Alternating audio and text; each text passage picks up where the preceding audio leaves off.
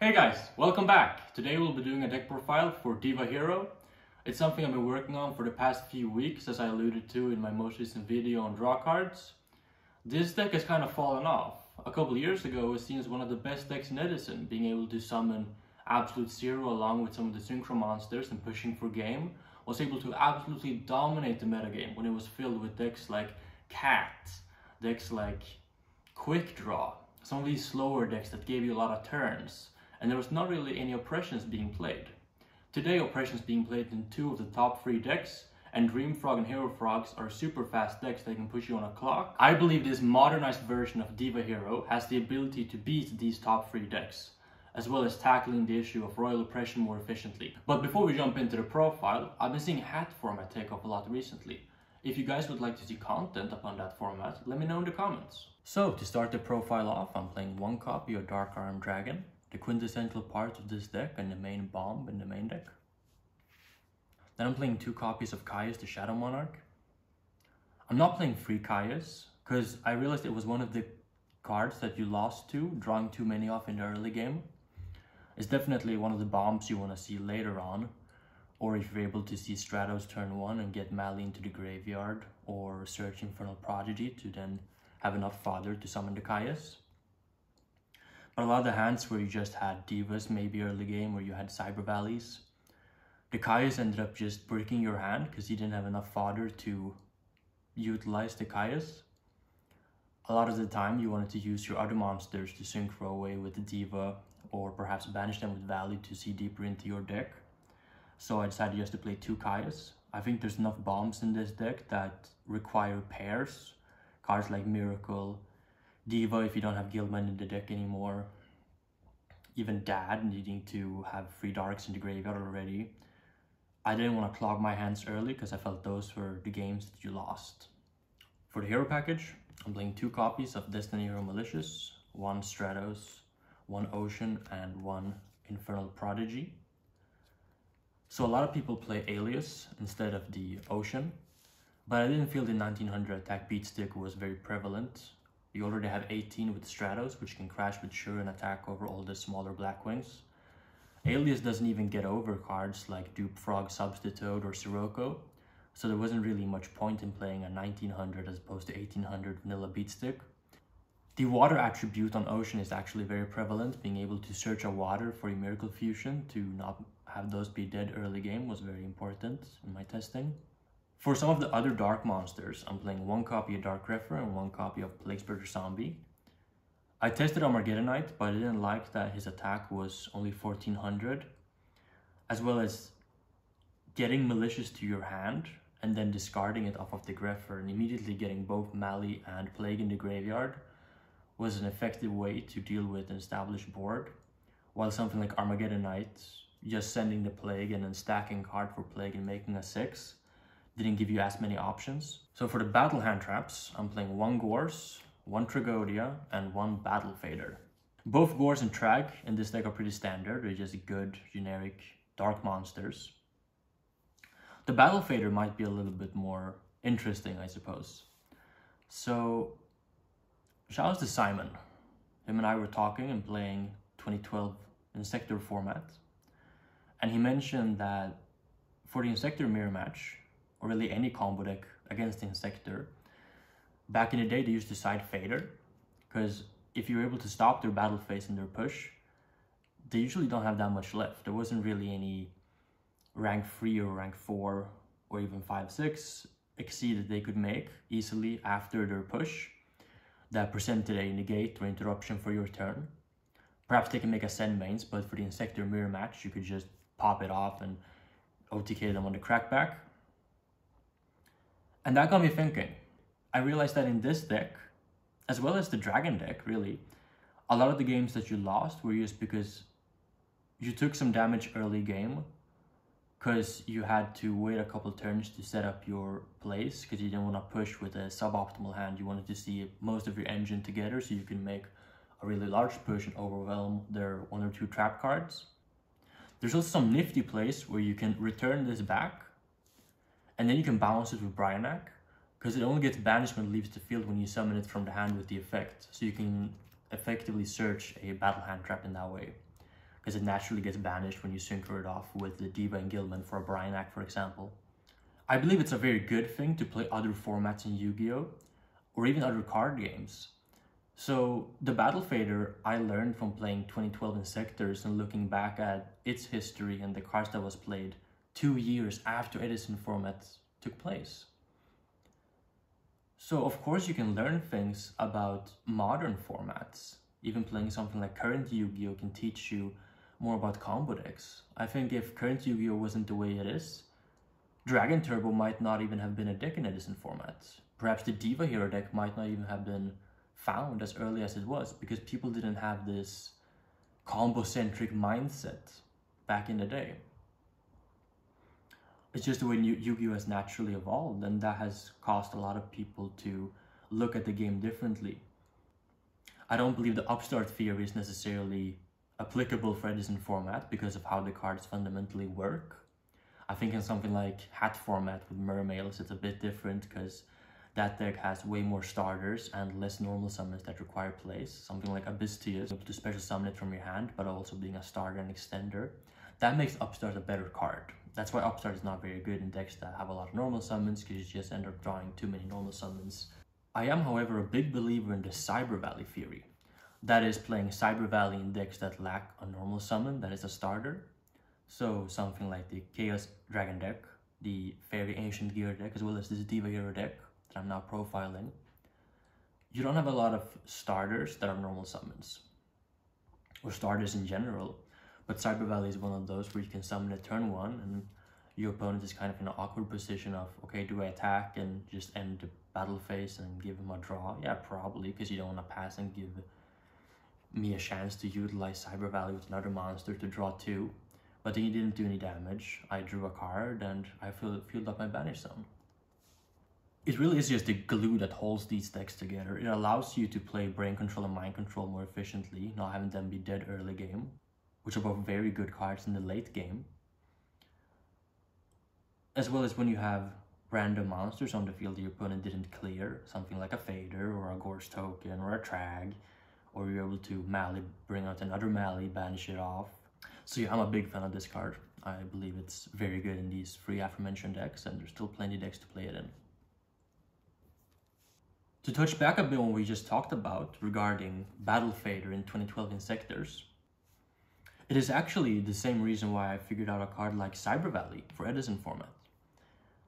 I was watching one of Joji Orlando's Yu-Gi-Oh! History videos. There were some profiles of Cyber Valley combo decks in Dark Arm Dragon format. Of course, you had cards like Diffusion and Dark Magician of Chaos, being able to utilize Cyber Valley much more efficiently. But Edison being a slower paced format, even though it's post that era, I figured Cyber Valley is still a very good card in this type of environment where you're able to utilize it with a lot of other cards in your deck that pair very well with it. It is also something that I learned from playing Magic the Gathering. When you get to your 8th, 9th or 10th draw phase, you end up seeing some of the bombs that you want to have on those turns after you've established a couple of lands. It's quite similar in Yu-Gi-Oh! Where you want bombs that you can draw into late game but not necessarily see early game. So you need to find the right balance of playing a number of bombs, so where if you get to turn 4, 5, 6, you draw bombs so that you can kill what your opponent has and establish your board from there. In modern Yu-Gi-Oh! You need to really focus on having a good starting hand. You can play a lot of bombs that are dead early game in modern, because what you're gonna do is you're gonna open your 5-card hand, you're gonna draw a bunch of bombs that require setup, then you're just gonna lose to their combo. There isn't a way to play cards like Blackluster Soldier or Dark Arm Dragon in current Yu-Gi-Oh! Requiring setup in modern Yu-Gi-Oh! Is not the same as it was back in the day. But there's still lots of lessons to be learned from playing different formats in Yu-Gi-Oh! And even other card games, as I just mentioned, and understanding why math goes into your deck building, even for these older formats, and you need to understand that you need some amount of good cards in your deck to make the other cards in your deck better. Something like Cyber Valley is making your Gorse better. It is making your Brain Control and Mind Control better, but it's also a pretty good standalone card. That's why Cyber Valley is such a good card in Edison format, because you're able to pair it with other cards and get a different effect. Even pairing it with Upstart and Legacy, being able to stack a card from your graveyard with its effect and then drawing it immediately. This is a very versatile card, and that's why it's so good. For the water monsters, I'm playing 3 copies of Deep Sea Diva and 1 copy of Spined Gilman. Diva is obviously a very strong card, being able to make either Android or Catastor on command, or pairing it with something like Battle Fader or Treebone Frog and making a 6-star synchro makes this card very strong. The only downside is having to play this guy. He's a Gem Knight Garnet, not a very good card to see. But still, Diva working with something like Cyber Valley or Malicious is very good for your deck. There's a lot of times where you're able to banish Mali to get Mali, summon Diva, get a Diva, synchro them both away for an 8-star. If they don't clear the Diva, you can next turn summon a Cyber Valley, banish it off and draw 2. Treebone Frog is actually one of the cards that I wasn't sure I was gonna play. It wasn't in my deck for the longest time, but I ran into some issues where my Future Fusion wasn't good enough if I drew it late game. And also I wanted more cards in my deck that I could see over a couple of turns that gave me incremental advantage. So of course the Future Fusion is just a one-off. I'm not going to play a straight Garnet in my deck for 1 card. But just drawing the Treebone Frog by itself is usually pretty good. You can set it turn 1. If they attack into it, you can bring it back and it makes Kaius live. And of course being able to utilize it coming back with something like Diva to make a 6 with the Gilman. Banish it with Cyber Valley to draw 2 fresh cards. Or tribute it off for Kaius the Shadow Monarch. Makes your late game a whole lot better.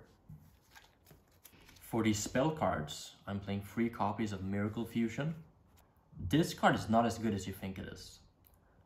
I'm planning on making a whole video talking about Miracle Fusion and its flaws. Absolute Zero is not as good as it was a couple of years ago.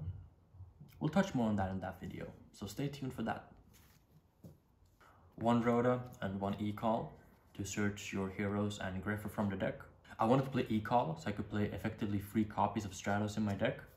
That's mainly why I'm playing the Ocean. 1 Future Fusion. I'm not playing Goldsark in this deck. I ran into some issues with it compared to the Dragon deck, where banishing a monster to get back off of return or DDR wasn't as powerful as bringing back a Red Eyes Darkness Metal Dragon. Like banishing a Stratos from your deck and bringing it back immediately was a good play, of course, that opened up a lot of lines for you. But that required you to have another discard to be able to utilize the Mali, or you had to have Diva so you could go into Brionac with the Stratos, pitching the Mali, bouncing a card and bringing out another Mali, making an 8-star with the second Diva. It was powerful, of course, but it just led to some awkward hands where you had to Goldsark for a card that wasn't really gonna be good. You had to Goldsark for like a Future Fusion when you already saw some heroes, so you couldn't really send a Mali because you wanted to search the Mali off of Stratos. So Goldsark just ended up being not good enough of a card. 1 copy of Allura Darkness. Brain Control and Mind Control, since I'm playing Valley, these cards are very strong. Also good with Diva, of course. Brain Con being able to utilize with the Kaius. 1 copy of DDR, 1 copy of 1 for 1. I had more copies of DDR, but when I cut the Goldsarks, it became less consistent. A lot of the time in this deck, I'm not really greedy holding the Mali too long. It needs a Diva to be really strong. And Diva with Stratos is already good enough, or Diva with the Gilman still in your deck is also a good play. I just prefer seeing more cards, so that's why I'm usually using the 1 for 1 immediately for the Valley and drawing 2. And for the last spell card, I'm playing 1 copy of Heavy Storm. I'm not playing MST in this deck, because no one is really maining Oppression at this current moment in Edison format. MST and Heavy are of course very bad against the Frog deck. I see a lot of people just keeping them in because they're quote-unquote staples. This is again something that I've learned from playing Yu-Gi-Oh! For many years across many different formats. There's no such thing as a staple. There are cards that are good and cards that are bad. There's also no such thing as a play style. There's the correct play and incorrect play. So I don't believe maining MST is necessarily always correct. The Heavy Storm is of course being mained, because it's not a card that can be punished by your opponent having a bunch of Legacy of Yata-Garasus, making your MST potentially hitting one of those and then shading it. If you want to go for your push, Heavy just clears the entire back row, so your play is always going to be safe, barring a Road or Solemn Judgment, of course. So I'm siding in the MST when they bring in Oppression. I mainly would want the MST in game 1 to beat Black Whirlwind, but as I mentioned in my Chaos Dragon deck profile, this deck doesn't have the ability to grind as long as the Blackwing deck does. I'm not trying to hit their Whirlwind and grind them out of resources. That's just not a feasible thing to do. I'd rather just OTK them as quickly as possible. To touch more on what I said about Heavy Storm and MST against the Frog deck, I see a lot of people keeping in MST and Heavy, particularly MST, because they believe that they can set it and then end phase hit their back row against the Frog deck. I believe that is 100% incorrect. The Frog deck plays maybe 7 or 8 trap cards, potentially even less. You playing cards that are only good against their non-engine, and half of them being shaneable if you drew it against an established back row, is just terrible. You would much rather have real cards that you bring in from your side deck that deals with what they're doing with their engine, cards that deal with Dupe Lock, deal with Substitute, deal with Monarchs, deal with Swap Frog incremental pushes, deal with Lad, deal with Miracle or the hero cards if to play those. Using MST and Heavy against the Frog deck is not even that good, because as I mentioned, most of them are shaneable. And if you set the MST to try to hit their back row in end phase, if they even have back rows to set because they just play so few of them, that's just going to be hit by a Unifrog and you're going to lose the MST. If you're playing against Dream Frogs or Hero Frog, something like DD Crow is actually pretty good, because it's going to hit the Treeborn Frog, setting them back a turn, so you effectively buy a turn if you believe that your push next turn is going to be good enough to stop them. You can also turn off things like Miracle Fusion by chaining it if they only have one hero in grave. Against Dream Frogs, you can chain the Crow to Avarice. You can chain it to Salvage, at least hitting the Substitute so they don't get that back to hand. And you can also use it against Fishborg and Treeborn Frog, again setting them back another turn, forcing them to use normal summon Swap Frog, sending another Treeborn, passing back to you, and then maybe you can kill them. So I highly recommend you guys to side out Heavy and MST against the Frog decks. They don't play enough trap cards to make it worthwhile. And for the trap cards, I'm playing 2 copies of Bottomless Trap Hole. Some people believe Deep Prison is better than Bottomless, because you can draw it into an established field if your opponent has something like a Fossil Dyna, which can even be Bottomless, or they have something like an Ab-Zero, they have a Christia, they have Vantis Fiend. Of course, drawing Prison into that board is way better, because if you draw Bottomless into an established field, it doesn't do anything. However, you need to hedge for the best deck. The best deck is Blackwing, let's not beat around the bush. You need a way to stop Whirlwind and Shura. And Prison is just not good enough, because Prison loses to Brio, it loses to Dark Armed, it loses to them just summoning a monster, triggering Whirlwind, searching another monster, prisoning their monster that doesn't do anything. It's like prisoning a gadget, they already searched another card. You want to be able to remove it on summon so Whirlwind cannot get the search. 1 Raigeki Break. I'm only on 1 discard trap, because I'm playing 1-for-1, I'm playing DDR. I have more ways into Bryanak, because I'm playing more level 1s than usually. There are also severe diminishing returns with playing too many discard cards. Eventually in late game, you're not going to have any cards to discard that are good in the graveyard. You're already going to have the Treeborn there, or it's not even going to be in your hand at all. The Mali that you searched is already in the graveyard, and you don't want to discard any of your cards that you had to hold for a few turns. 1 Torrential, 1 Mirror Force. Dust Shoot and Return. For the extra deck, I'm playing 1 copy of Armory Arm, 1 copy of Magical Android, 1 copy of Cataster, 1 Brio, 1 Goyo, 1 Black Rose, 1 Dark End, 1 Thought Ruler, 1 Colossal, 1 Stardust, 1 Gaia. There are no Earth monsters in my main deck.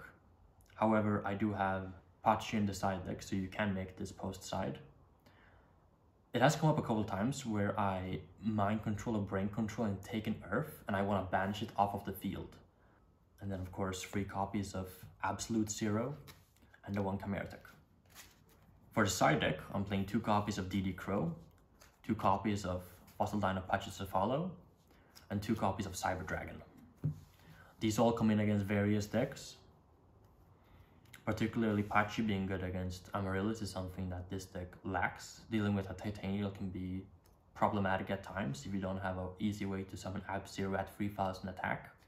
This deck cannot play System Down because you lose the Imperial Iron Wall. That's why I'm playing 2 copies of Cyber Dragon to combat the Machina deck.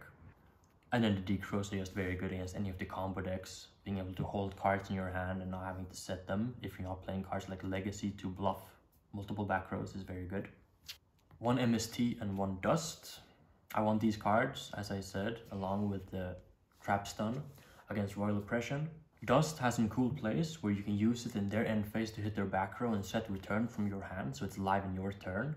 That way you're not risking this card being hit by something like a Monarch or their Heavy Storm. 1 Karma Cut. As I mentioned in profiles previously, I like this card against Frogs, being able to hit their dupe Frogs, Treeborns, or Vanity's Fiend, or any other card like Absolute Zero, just being able to get rid of it instantly is very good. I'm maining the Raigeki Break instead because Raigeki Break is better against Blackwing. As I mentioned with Bottomless, you gotta hedge for the best deck. And Raigeki Break is the best discard trap against Blackwing because it deals with the card. A lot of the time you don't want to spin a Black Whirlwind or a monster when they summon it with the Whirlwind back to the top of their deck. But Raigeki Break being able to outright kill either the Whirlwind or the monster is much better. 2 copies of Deep Prison. I'm siding this card for some Recruiter decks, and I'm siding it for Frogs to hit Vanity's Fiend. There's just some decks where you really want additional trap cards to slow the game down. And then I'm playing 3 copies of Pulling the Rug. This is a fast deck. I want to stop their play as fast as possible and then kill them on the next turn. This is the most efficient card to stop their turn completely against something like Dream Frogs or Hero Frogs. They have a lot of on and normal summon triggers. A lot of the Dream Frog decks now play 5 or 6 Monarchs, so Pulling the Rug is a bit more live. It also hits Swap Frog, of course, which is an essential part of that deck, being able to get the Treeborn into the grave and get their game going. Also, when playing as the Mirror Match, this card is very good, being able to hit Diva, Stratos, Caius. The reason why I'm playing 3 when most people play 2 is just because I have the side deck space. And I want additional cards against the Frog deck, which completely stops their entire turn. With a deck like this, you really can utilize the turn being passed back to you and them not even clearing your monster. Just having a monster on the field and then pairing it with another monster, something like a Stratos, and then summoning a Diva, just allows you to go for these additional pushes, which puts them on a clock way faster.